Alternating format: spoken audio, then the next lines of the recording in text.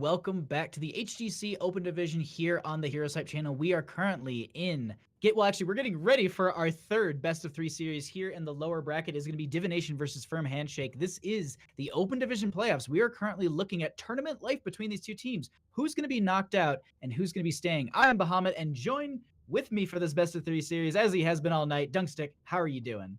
I'm doing pretty good, bud. How are you doing today? I'm ready for this. I'm just like, we've had so many good best of threes already. And if you missed any of this, please go back and watch them. I mean, that team fight that we just saw at the end of game 3 between Reborn and TLR, phenomenal plays from both teams coming out. Not going to say who won it because, go check it and no spoilers, but sometimes most of the time spoilers. We will say spoilers, guys. We're really bad about not spoiling. Unfortunately, there are 2 streams, so we're trying to keep an eye on what's happening in both sides of the bracket. But like he said, we do have Divination versus Firm Handshake. We're getting set up in the lobby right now. We do have some map bans for you, though. Divination banned Sky Temple, and Firm Handshake banned Tomb of the Spider Queen, while Divination took us to Dragon Shire. And real quick. We had a DC at the start, and just literally everyone just like, it's like, oh, they DC'd, and just like Soda Productions just like, JK, we're just not starting. Like, it's so good.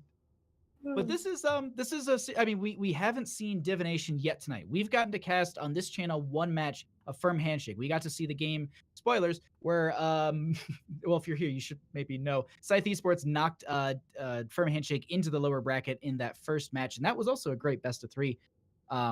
It was a really good match that we got to see there. But we're going to get all of these members back into the lobby here. Dunkstik, overall, how are you feeling let's talk about the bracket a little bit. Based on who's progressing where, is this, what you expected? Or, I don't know, can you talk a little bit about your predictions? We kind of touched on it at the start. So we actually did a rundown of a power rankings during the HeroesHype Live podcast, where I put Scythe Esports and Freebirds in my top 2. Scythe Esports so far had a little bit of a shaky start, but still where I think they should be. And spoiler alert, the next 10 seconds are going to be spoilers. Freebirds actually just fell to Psystorm Gaming in 2-1. Oh, really? So Psystorm is going to the semifinals. Or is it the winners finals?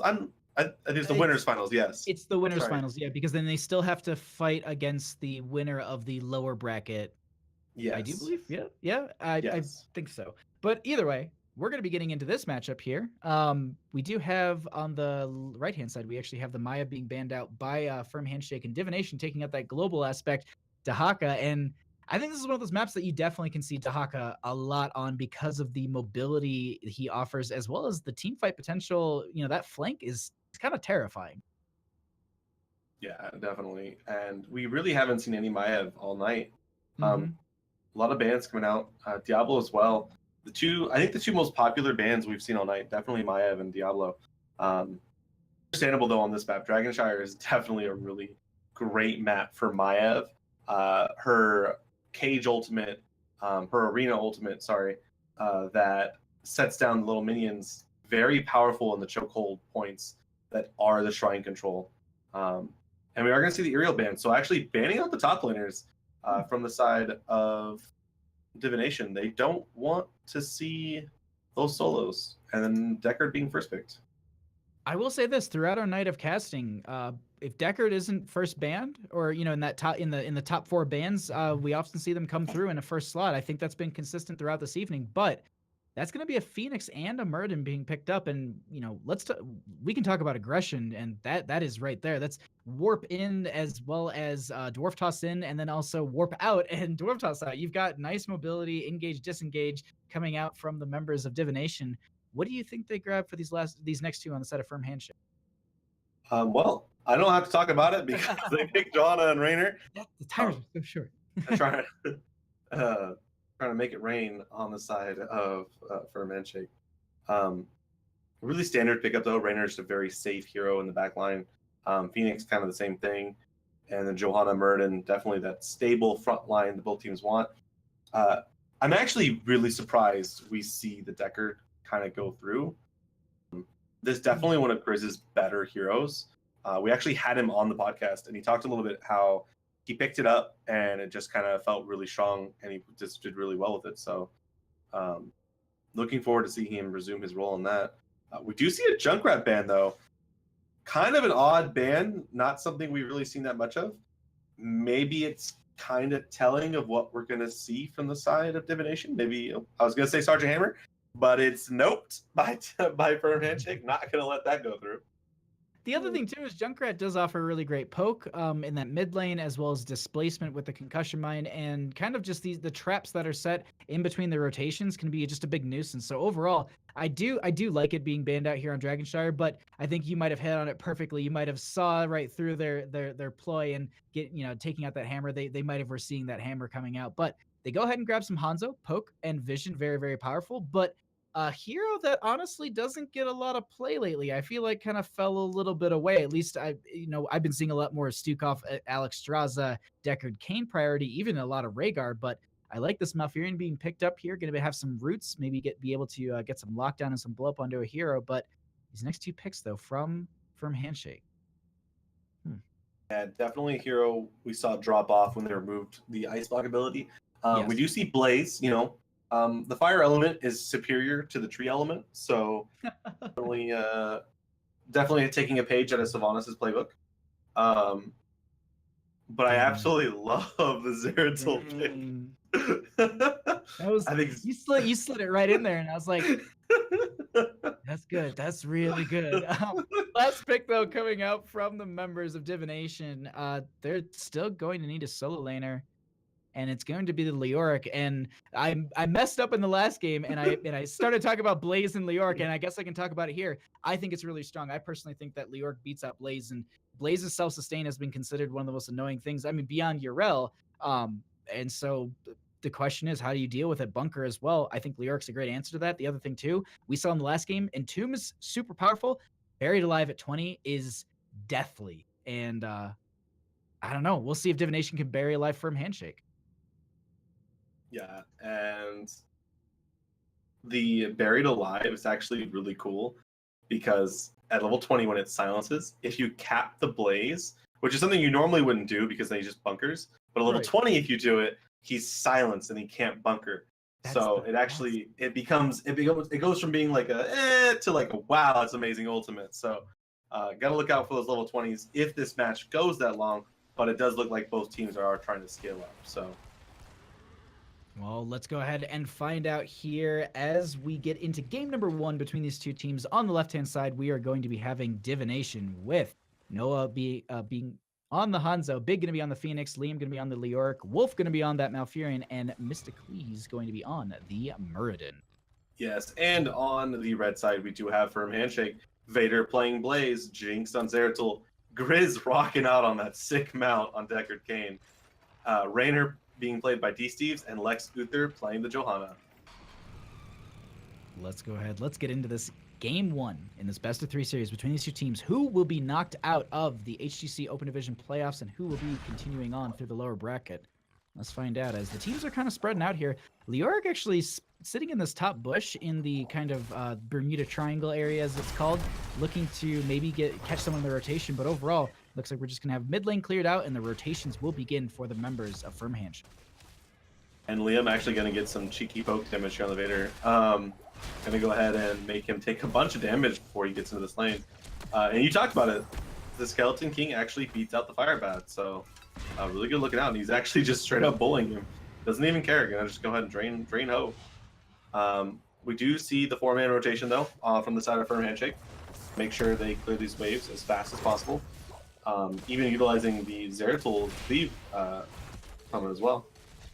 Yeah, I mean, you really can't light Bones on fire in this situation, as Grizz will be scattered out by Noah with the Sonic Arrow, and we just have lanes being set up, and Shrines are going to be activating here in the next 20 or so seconds, and Wolf is going to make it out just fine. I was like, you're getting a little bit low, but Liam and Vader in this top lane looks like it's just going to be even between the two, but Jinx may be setting up in this bush to get a burst onto that Leoric, maybe getting the first kill of the game, as this camp is going to be invaded by the Muradin.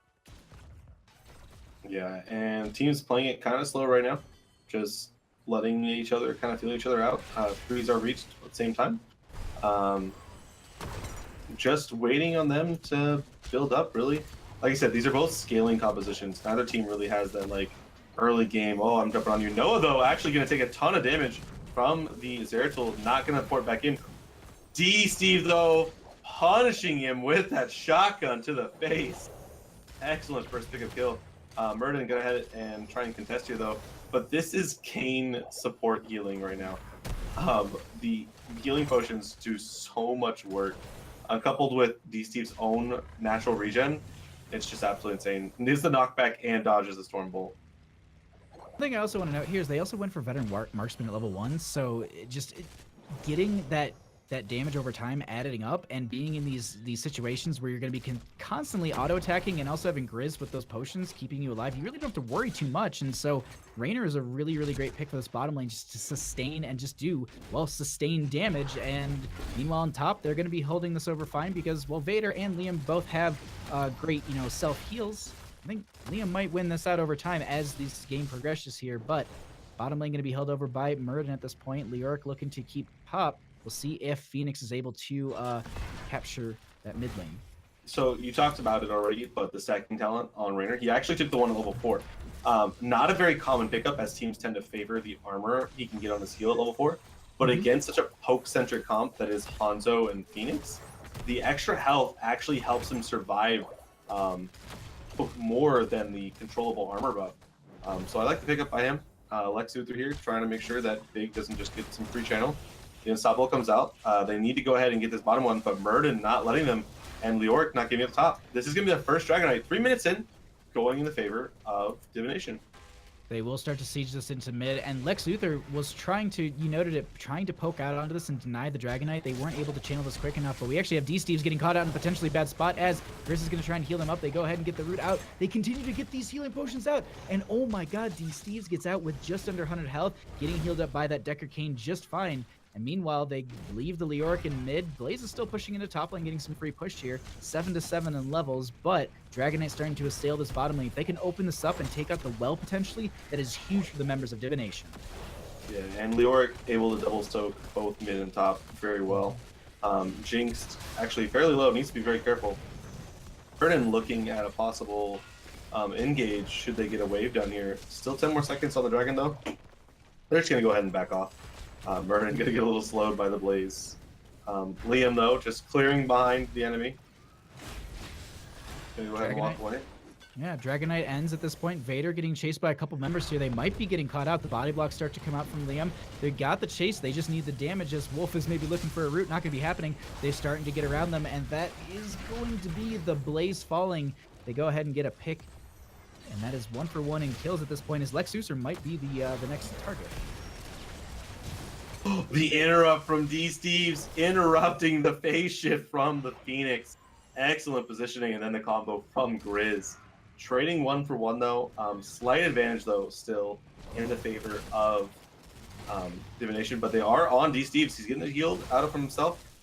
He's just giving him the pepper. Unfortunately, he's taking a ton of damage. He's barely getting in front of him. The Q going wide from the Hanzo, not going to hit him. Grizz actually falling fairly low as well. Joanna there now. Still giving him the pepper. That was a very close call for D-Steve's. Continued poke and just sustained damage to that entire thing. But the thing is, Grizz's healing is so strong. I mean, just looking at the numbers already, Decker came outputting 16,000 in healing 5 minutes into this game. Now Furion only sitting at 12,000. So it's little, these little slight differences, but at the same time, Grizz doing a phenomenal job of keeping their teammates alive. And we currently sit just about even 9.5 to 9.5 in levels. Both these teams are going to be preparing their lanes as well as just getting ready for the next brawl over the shrines that are going to be activating in 30 seconds. You know, it's always interesting when you get these kind of low damage early comps because it enables the tanks to go a more DPS oriented build. We see the crossfire coming out of Blaze. We see the blessed momentum on Johanna, and she is just going to go ahead and walk up here. 10s are available. Void Prism is available. Blessed Shield's still available. It's going to come out. It's going to hit 3 targets. The Malfurion getting stunned. Does not have the Twilight Dream just yet. Going to go ahead and fall down. Purification Salvo doing a ton of damage. The Void Zone doing work. The Jinx actually barely getting out, getting in back into the bunker. Leoric just fooling around in his ghost form. Gonna go ahead and walk away.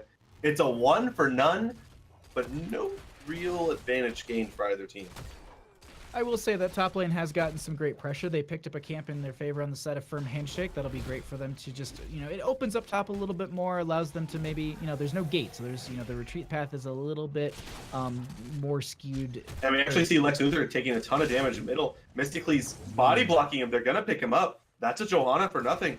And D-Steve's now going to try and get to work on Mystically's. Not going to get the knockback, though. Jinx falling in. Going to go ahead and walk away, though. Not yet. Not till 16. At 16, we're going to be seeing Jinx really getting that burst out at this point, as D-Steve's is in a bit of a bad spot. They're looking to get this chase. That will be the Lornado coming out, but they still killed the Rainer in this situation, and that is a great pickup in favor for the members of Divination, as Vader and Liam in this top lane are going into it. They already popped the Pyromania. They have Jinx going to be popping over the wall, and there's nothing Liam can do, as they will be falling to the combo in this top lane. They deny the Dragon Knight mid to lane to big. That's a great play for the members of Divination.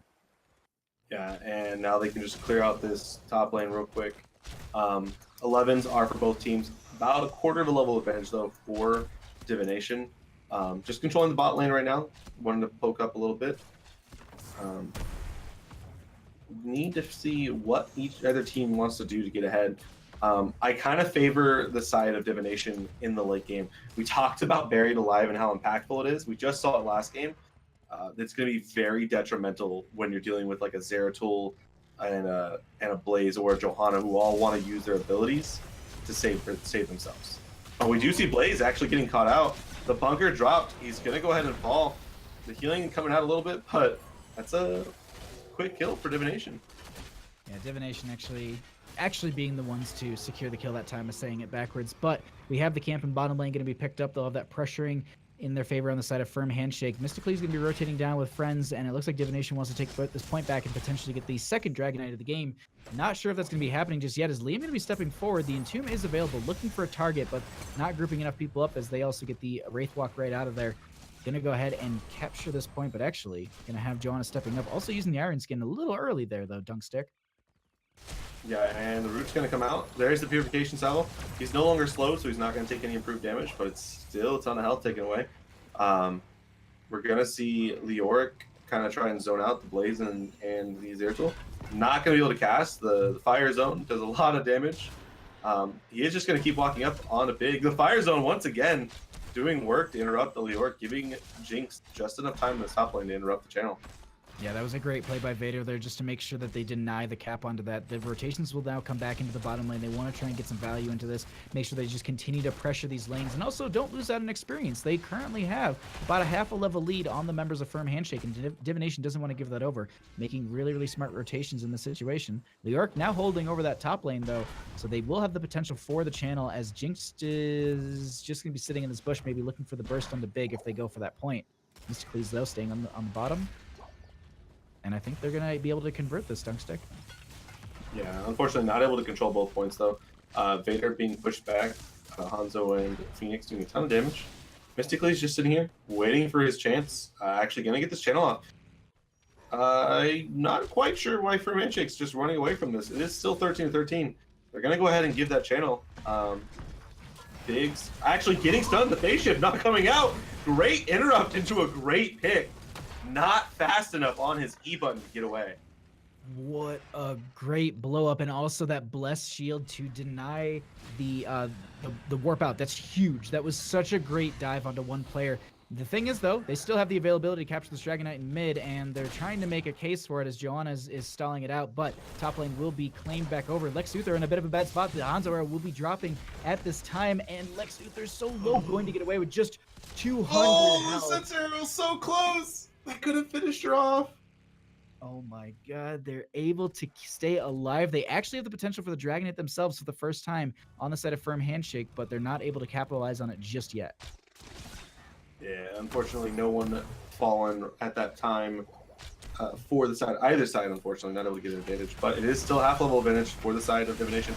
Wolf actually going to be stuck in the Void Prism. Jinx taking a ton of damage. Has to back up. There's the Hyperion from the Rainer. There's the Twilight Dream, the Unstoppable. The bunker to finish off Wolf. Gonna fall down. Hyperion not really gonna get too much value. It's gonna Yamato. Nope, doesn't even get the Yamato cannon off on the middle tower. Blaze has to sit up here and make sure they don't get the channel. Liam very close to getting that cap. A lot of damage just going to be poked out onto Jinx at this time, but not going to be too big of a deal. Continuing to get these reveals. That's great use of the Hanzo scatter arrow there, as they also do have that cooldown reduction from level 7. But overall, it's just going to be Soak for 16. The members of Divination will hit it first, but the next, they're still fighting over this Dragonite. And it's I don't know who can retain lane control long enough, as they're just like, all right, well, we need 16s. Let's just push in bottom. As we can see, there's a couple people rotating through mid and top. They confirm it with that, and now it's an even talent tier game. And it seems like they're just waiting for Divination to step up onto Firm Handshake. They might actually get the fight that they want. Yeah, and we're going to see Juggernaut blading on the side of Blaze. Not a very common talent, but it's going to make him very tanky in these fights. But we do see the cleave talent, which makes or breaks the Zeratul build. So really want to see him go in and make some plays. He's going to do a ton of damage to Noah real quick. D-Steve's going to try and peel back Lior. 43 stacks, by the way, on Veteran Marksman. That is a lot of damage on his passive trait. Just making sure he stays as stacked as possible. God, that is a whole lot of stacks as the blinds go out. But there's a buried alive. The Lornado not able to disengage him. Leoric actually gets behind him. The Dragon Arrow used to blow him up. Jinx, though, able to follow the Hanzo.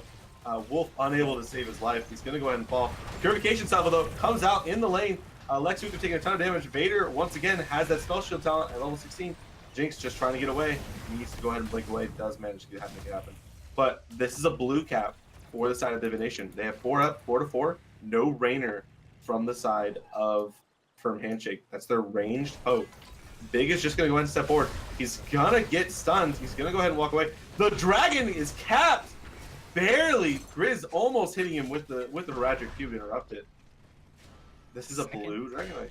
Second Dragon of the game going over to Divination here, as they will start to push this into mid lane. Getting some kicks onto to Vader there, just separating them from the team, but they will start pushing their way up here and taking out this mid lane forward, as well as the mid lane offers a lot of great play into this mid lane. They're able to capture those Dragonites in the later half a lot easier, as the Fire Breath will finish off the well and the fort, timing that out nicely, and they'll rotate into bottom lane here, and they're going to look to do the same thing. Top lane, we don't see much priority because of the quote-unquote death bridge. It's really hard to push past that, as there is also going to be the minion wave up there, but we really need to make a defense here on the side of Firm Handshake. Yeah, and we see Zeratul pulling the Murden off the side of Divination, but nothing really going to happen. Dragonite just kind of keeping Rainer around. I really would like to see Divination move someone up top much sooner. They lost quite a large wave up there. Could have definitely expanded this lead, especially since they knew they weren't going to be able to get more than a double fort. That is so true. And the other thing I want to quickly note on, actually, we might have a fight being breaking out here in this mid lane area, as Zeratul diving in. Jinx trying to get some burst onto one of these low health targets, but it's not going to work out. They actually start to step up onto this, knowing that the Phoenix is in top lane. They steal away the siege camp. Nice play by the members of Firm Handshake, as they will back off. But the one thing I wanted to note really quickly is that there is going to be the healing numbers between these two.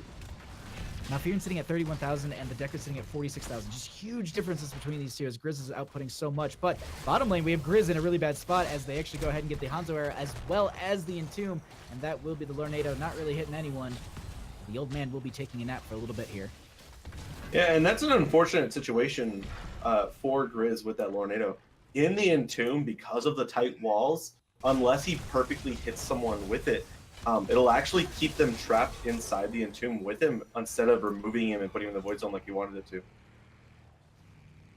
This play coming out from Divination is strong, and we've talked about strengths between teams and how they can adjust their play. And at this point, Firm Handshake, they've got great team fights. I think it's just they need to find one that's kind of in their favor, and they're doing a really good job of just splitting them across the map and not allowing these situations where they can fully five fight together. As we currently have Vader in top lane and their 5 members pushing into bottom, they want to go maybe beyond just this keep front gate, as Blaze has Hearth back, and the Blessed oh my god, Joanna getting bodied so quickly there. Yeah, and the tomb actually goes wide there. Level 20 talent taken, buried alive. Bearing no one right now, but that is going to be a 1 for none.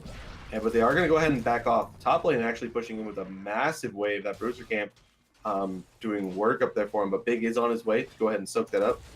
They do have 20 though, so not really any rush for anything. 5 seconds on Dragon on the shrines. Unfortunately for Firm Handshake though, they are down a person and down a talent tier. I don't know. I guess, yeah, if you do see a couple of members in top, you can try and fight to bottom. But they just disengage. It's Muradin. There's a lot of great distance tools that he has, as well as just sustain.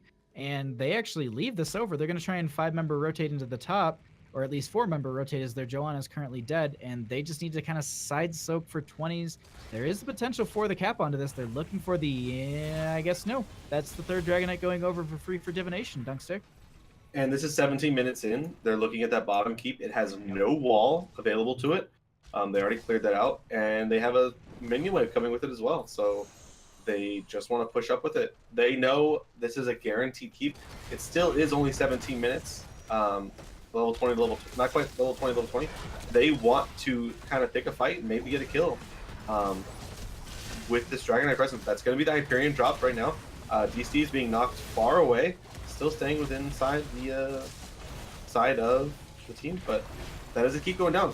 The Dragonite though, 35% HP, getting the knockbacks done on people, but it is dropping very consistently. Steve's getting stunned out. Zeratul actually getting caught. The Purification Salvo hits him, but the Muradin double stun or double slow actually hits him. Miss getting the knock. Sorry, Noah. Wrong team, wrong name. Flipping off. We're gonna see the Johanna actually get caught, buried alive in the Entomb. The Twilight Dream coming out from Wolf, making sure they can't disengage. Grizz actually is very low. Mystically is trying to find it. Grizz falling very low. Vader, DC's being zoned out by Leoric. He's gonna get slowed. Wolf here, gonna try and push him down. Big falling as well. 80%, 70%, 30 seconds on the death timer. This is game number 1, going in the favor of Divination. 48% left in the core, only 2 alive though. It's just a Deckard Cain and a Blaze. Not much they can do. 20% left on the core. There's the Lorenado to keep Liam away from him. 1%, 0%. GG's Divination taking game 1 in this best of 3. Divination coming out strong in game number 1 between these two teams. And, you know, not to say Firm Handshake didn't show up, but definitely Divination had a lot of control throughout that entire game, had a lot of great poke. Overall, their wave clear, their rotations, they were very strong. I had noted, you know, the great healing that was coming out from Deckard Cain. There's a 10,000 difference between the two, but numbers are just numbers, and play is completely different as Malfurion, you know, Wolf on Malfurion getting a lot of good silences and a lot of good setup here at Dunk. This was an awesome match between these two teams. I honestly think it could have gone either way. I just think, honestly, they started getting some momentum behind themselves on the side of Divination and really ran away with it. Yeah. In this one case, beat Fire. So really good move from Divination. I think they played excellently in that map. They knew their win objective was that late game. The mid to early game didn't really go too much in favor of any team, but once they kind of hit that level 20, level 19 range and were able to take it by storm, that pretty much set the tone for the rest of the series. And I think Divination is just a really good team. They have a lot of experience on the team, and it can't be taken for granted. They're going to close out the game when they have that win potential. They did a really good job of it. I'm just seeing it over here on the side. Just a lot of really, really great calls, a lot of clear communication coming out from Divination, and just they knew what they wanted to do, and they knew how to execute it, and they also got to execute what they wanted. They got a lot of great picks, and I think they got a lot of stuff that they looked comfortable and at least looked strong on. I mean, that Muradin play from Mysticles, the aggression I talked about, that was so strong. I really, really enjoyed that. Watching that. At the same time, I mean, we got a lot of good setup coming out from Lex Luthor and Vader, but unfortunately, it didn't allow Jinx to get the blow-ups onto enough targets. I think they got a couple picks here and there, but it just wasn't what they were looking for with that Zeratul play.